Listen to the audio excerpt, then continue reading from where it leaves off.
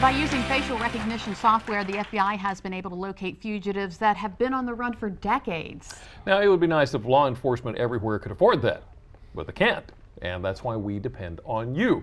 We are back with Most Wanted Monday. Lieutenant Tim Robinson with the Wycomico County Sheriff's Office. Good to see you, sir. Good afternoon. So, you got a couple of updates for us? Yes, it seems like we always have an update to bring to you. Don't you just? That's a good thing. Well, let's start with Roland Pianka. Yes, we profiled him last Monday, and Tuesday morning, somebody called us and told us exactly where to find him, and there he was. He was in the house. Took us a little bit to find him in the house, but we brought him in. And that's cash for somebody. That's going to be cash for somebody. Yes, it will be. And then what's the story with Mr. Tingle? Mr. Tingle, we profiled him back in November, and we developed some information on our own that led us to his location over in Selbyville. And sometimes it's probably a surprise when they kind of leave the area, but we still show up because most of these people know they're wanted.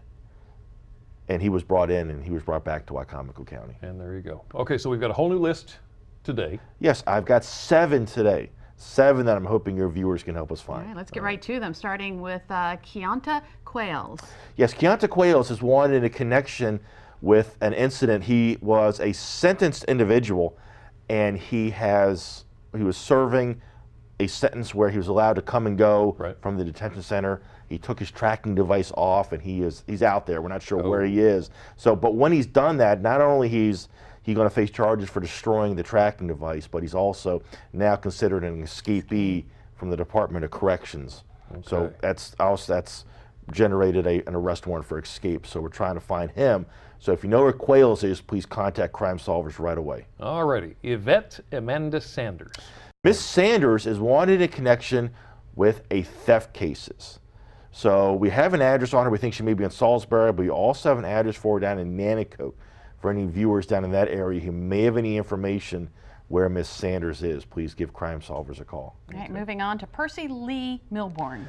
Percy Milbourne, we profiled him last week. We're going to keep him on this show until somebody can call us and tell us where he is. We are looking for him in connection with a drug case and also a firearms possession case. So if you know where Mr. Milbourne is, please contact Crime Solvers right away. All right, take a good look at Norman Landis Strope. Norman Strope is wanted in connection with he failed to show up for traffic charges. We do believe him still be in the area. We do know he has ties to the Virginia area. So anybody here who has any idea where Mr. Strope is, please contact Crime Solvers right away. All right, Antoinette Latasha Thomas. Miss Thomas is wanted in connection with a credit card theft and a fraud case. We still believe her to be right here in Salisbury, so anybody who has any information with Miss Thomas, please call Crime Solvers right away. All righty, here is Robert Allen Todd. Mr. Todd is wanted in connection with a theft and a second-degree assault. Again, he's still supposed to be here right in the Salisbury area, so anybody knows where he is or has any information about Mr. Todd, please contact Crime Solvers right away. Here is Ashley Nicole Thomas. Miss Thomas is the last one we're going to be profiling today. We know she was living here in Salisbury. We have information that she has relocated down to the Accomack County, Virginia area. So any of your viewers down there who has any information on her, please give us a call. The reason we've added her on is we posted her just on Facebook last week, and that alone started generating tips as her possible location. So we're hoping more people know where Miss Thomas is so we can get her brought in. Glad you brought up Facebook. You are on Facebook. Yes, we are seeing people that we're doing experiments sometimes, just putting people only on Facebook, and people are seeing them. And they are calling into the Crime Solvers tip line, letting us know that they saw these people on Facebook. Which is the only way you can actually get into the system. Which is the only way you can get on the system. You have to call the Crime Solvers number.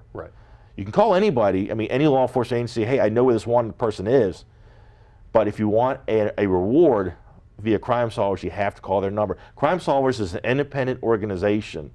It's a non-law enforcement organization. It's run by local members of the business community that have taken an interest in trying to help Salisbury. And that number is 410-548-1776. Yes, it is. That number is answered 24 hours a day, 7 days a week.